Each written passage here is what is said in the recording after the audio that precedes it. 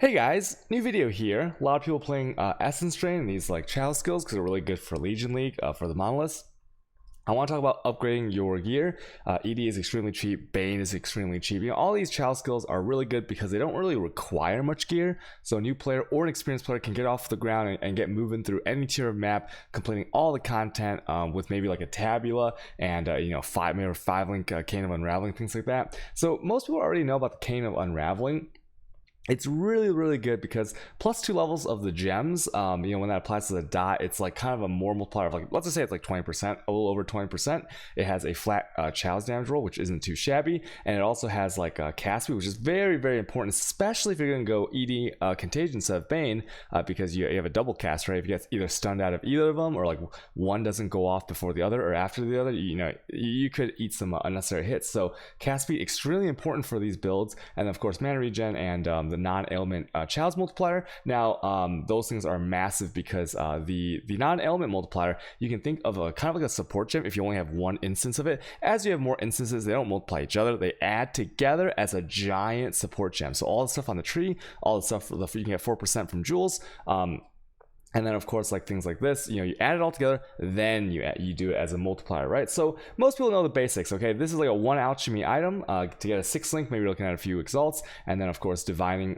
to a good roll, and coloring is also very easy. So this is the starter weapon, and I want to talk about maybe how would you upgrade, how would you make the big upgrades, right? Now there's a few ways. Obviously in this video I only want to talk about the weapons because I think that it's pretty exciting stuff because it's easy to do, and also it might provide a bigger boost to you, and you can do some cool stuff with it more than upgrading other pieces of gear, right? Because sometimes when you upgrade other pieces of gear, you have to upgrade more than one piece, but this is a straight shot going from the Cane of Unraveling, or very commonly people will use 2 wands, okay, because people can whoop tier 1 Chow's non-ailment Chow's damage as overtime multiplier.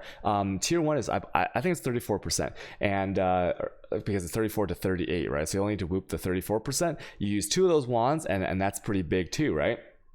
However, I believe the next upgrade to this, and you can do this extremely cheaply, is to go into a rare staff. Now let me show you this one right here. Now this one has an old multi-mod, right? It's got the +1 level of socketed gems, and then it's also got the +2 of socketed support gems. Now why is this important? It's because the +2 of socketed support gems, when you use it in power, which is the most massive damage on your 6th link, is the same as the +2 to the socketed Chow's gems, because +2 to empower, it makes it a 4 to a 6, so it's gained 5 levels instead of 3. And then you think about the +1 socketed gems, but that's not just +1 socketed gems, because the +1 socketed gems is 1 level to your ED or Bane, which let's just say it's 10% more damage, but it's also another level to your power, so that's another multiplier there, right? And so as these multipliers add together to the base damage, you're going to see some big improvements there. If you look at the crafted, it's a hybrid craft, the 90% cast speed. If I hit my show, it's actually hybrid. You see, it's 90% cast speed, which is more cast speed than a Cane of Unraveling. Because let's say you have 5 power charges, that's 10%, whereas this one goes to 19, and you get Arcane Surge when you're mapping pretty much like the entire time. It'll never drop off, okay? And that could save you a jewel slot, because maybe you attach your Arcane Surge to maybe your Contagion, maybe you attach it to your Flame Dash, maybe your Frost Blink. I don't know what you're using, but you'll attach your Arcane Surge to something, given that you're not Eldritch Battery or something like that, right? And so this is more cast speed as well. Now the non-ailment is actually a little bit less than the max. I believe this goes to 55 if I show it right here. So but once again, this is added with all the other increases to your tree, so it's still going to be not too shabby. Now obviously you would want to get a natural roll, because a natural roll on a 2-handed goes to like 70, it's like 70 something percent, so it's pretty crazy there. But this one's totally fine.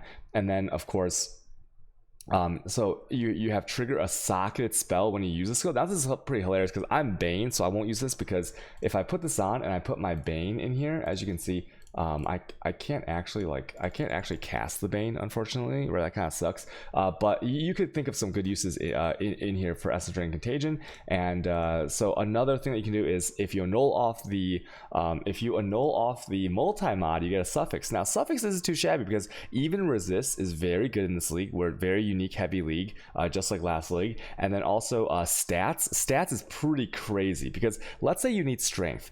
the new guard skills like steel skin and all the other ones require strength, right? And there are a lot of times when you might want more strength from the tree because you need to level up your gems or equip like let's say you go for like level 20 21 red gems, or you want to equip certain gear that might require a little bit more strength. For example, even Cane of Unraveling is what was it, 113 strength, which isn't that easy to get in certain cases. Okay, so even exalting on a strength roll will be good, dex roll same thing there, and then also intelligence is obvious ES if you're going to go ES, so very strong there. And then I want to talk a little bit more about how much this costs to craft. So I'm going to show a conversation here. So this one I whooped. I've been whooping this since day one.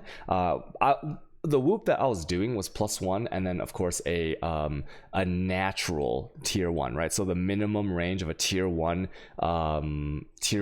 non-ailment challenge damage over time multiplier, right? And then but I set it really low in case someone had one already crafted, right? So this one whooped after 5 days, and let me just show you the conversation here. Okay, so this person he was able to get all these crafts on here. The way he was getting it, he has a guild that's like they're like sharing crafts and stuff like that, so they have like some thread for crafts. So I'll link it here just to because I appreciate the guy for telling me the data, right? So right here, so I asked him basically, this guy, how he did. I'm always interested in the crafting process. I'm not that good at crafting, but once you know how something is done once, or once you've confirmed how something is done the best way, because some people have like different ideas on when you annul or when you regal, right? It's always good to hear other opinions. And so he alt spammed it and he annulled it twice, so he got pretty lucky there. And then he multi-modded it, and he annulled off the multi-mod in one, right? Which is extremely lucky. But because if you annul off that +1 level socketed gems, you need to spend, like he said, he spent 400 500 alterations, and he's done this twice.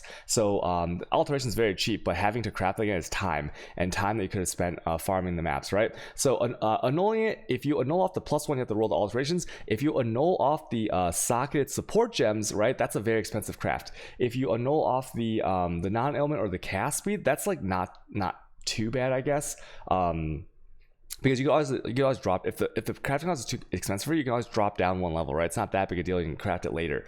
And then of course the annulling the multi-mod for the annulling the actual multi-mod is big, because once again, going over the stats that you could have added, very huge. So this one, I'm gonna probably like resell this one, maybe, and I think it's great, right? Because it was already 6 linked. So this is a fantastic staff. So if we go over the actual costs, right, you're looking at a few hundred alterations to get the +1, and then you have to have the crafts unlocked, but you can also go to Tree of Dead to get these. So a few exalts extra to get the crafts.